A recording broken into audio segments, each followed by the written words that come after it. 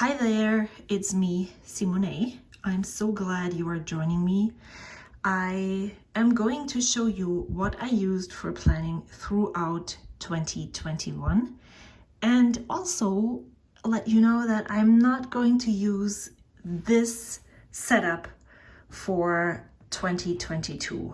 I feel like I'm still going to use the same system, as in the way I'm planning is not going to change, but the the medium that I'm using for my planning is going to change. I have started 2021 with a pocket traveler's notebook and accompanied by a reference binder in A5 size. The pocket contained my daily plans, daily to-do lists, as well as a weekly overview.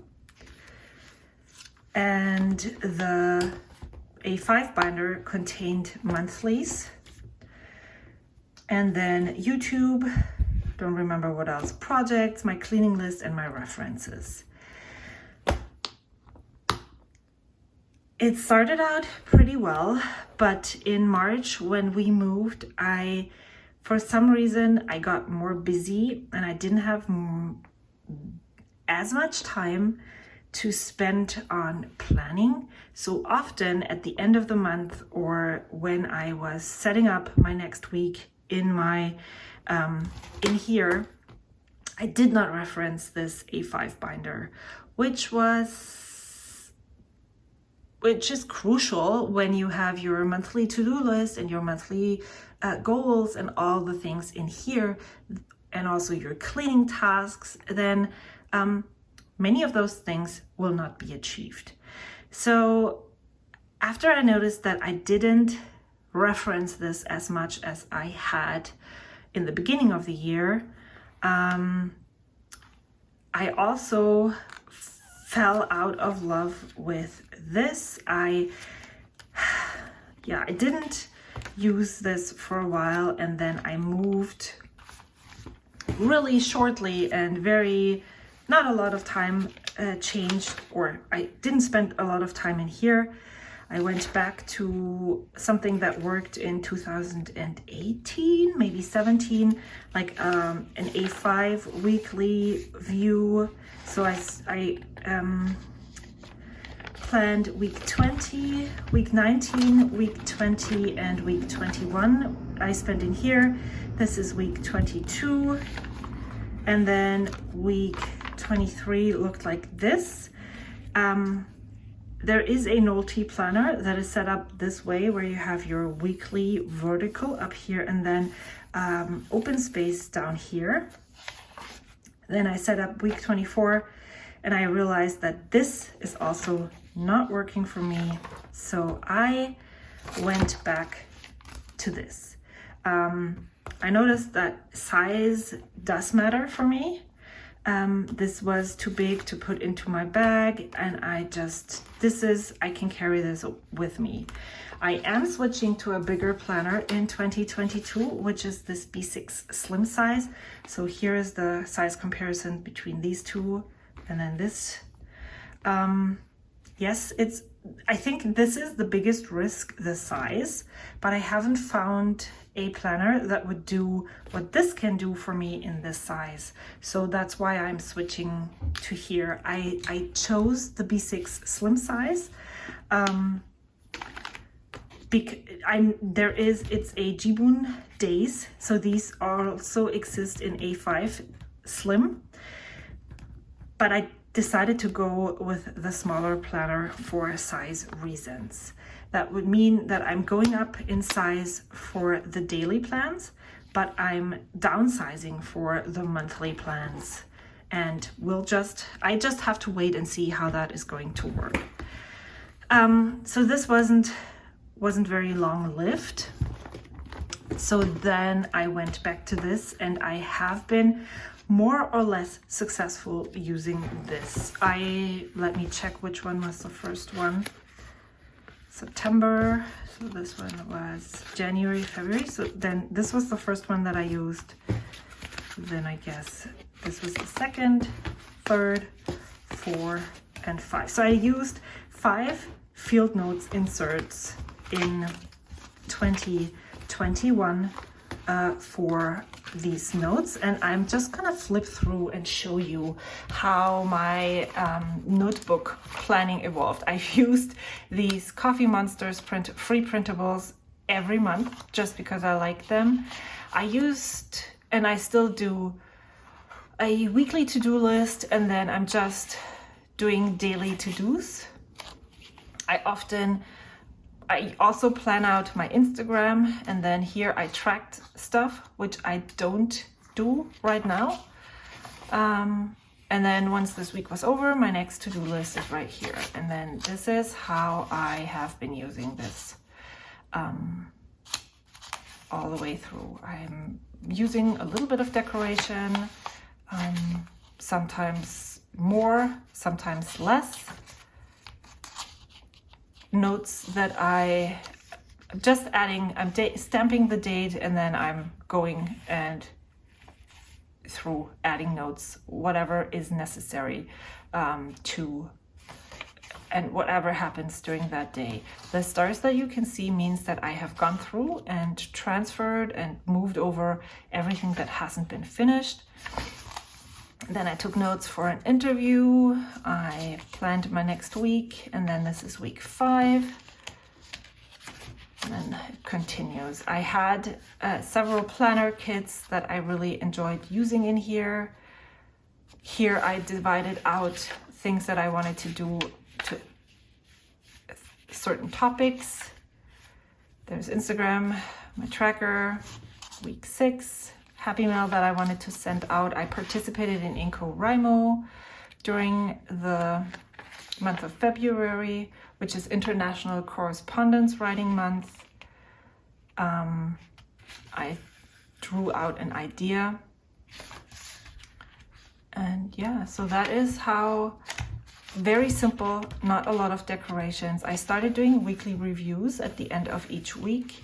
I wrote down unfinished tasks, what didn't go well, what went well, what I want to focus on next week.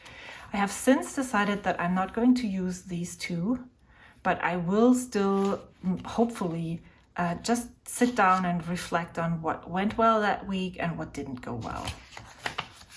Alrighty, so that is super simple, very pen only is a bit too much said, but I am not using a lot of decoration. I just write down all the things that I have to do every day. Then this notebook is, here's my key, a task completed, migrated, a note, waiting on, and an event. I do tasks and tasks completed, migrated, and sometimes notes, but the waiting on and event is not, it's not in there anymore. Then March started out like this, and it was interesting because I didn't really like using this as much as I liked using this. This is when we moved and we measured out the new house. And so that is when I I used this for what we needed to do and clean in the new house. Did not really plan a lot because there was just so much to do. April, what I wanted to catch up on, because due to the move I had so much left to do. And then I went back into the regular weekly to-do list, daily. But as you can see, in the beginning I usually had every day of the week, but then it's only 3 days, there's only 2 days, there is 1, 2, 3 days. It started to go away. I didn't like it, and that's when I fell off and went into this notebook. But when I realized that it didn't work, that it didn't matter which I used, and that this one would stay at home and I wouldn't actually use it at all. I went back here because I also really liked this weekly overview.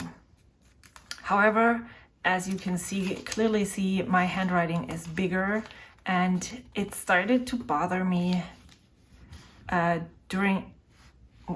further to the back of the planner, that I wasn't able to pre-plan tasks that I knew that I wanted to get done on a specific day, but I didn't have enough room to put them here, which would be the most logical place to put them. And so I'm still struggling through here. So this is, again, what I did and didn't do. Using up all the weekly sticker kits still. Here I'm going in with a lot more decoration than before. And I really enjoy that I don't have to, I can use a lot of decoration, but I don't have to. Week 30, week 31, so there wasn't a lot of planning done here as well. And then I think this is when it gets a lot more stickery, which is totally fine. This stickering things is definitely helping me to use something more. Oh, I also have lots of space left in here, I guess. And then I'm moving into here, which is fall. I liked this a lot, using this a lot for fall. Wow, very colorful. I even used red to plan.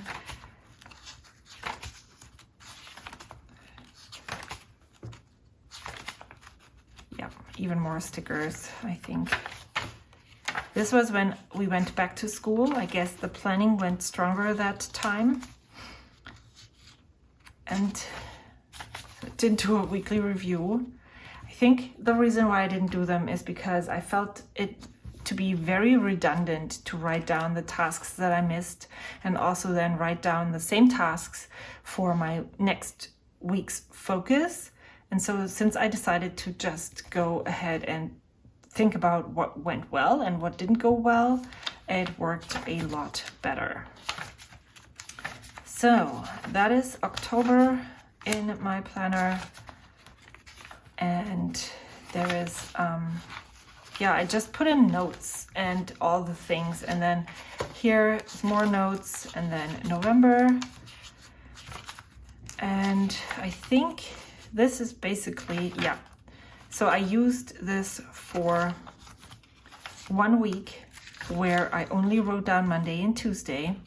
And then I decided that I would divide up the pages into 2 parts, and then pre-plan the whole week. So I would use Monday, Tuesday, Wednesday, Thursday, Friday, Saturday, Sunday, and then weekly review, so that I would be able to use these already set up week to put to-dos that I knew I wanted to do at a specific date. And that helped me to be able to use this planner for the rest of the year.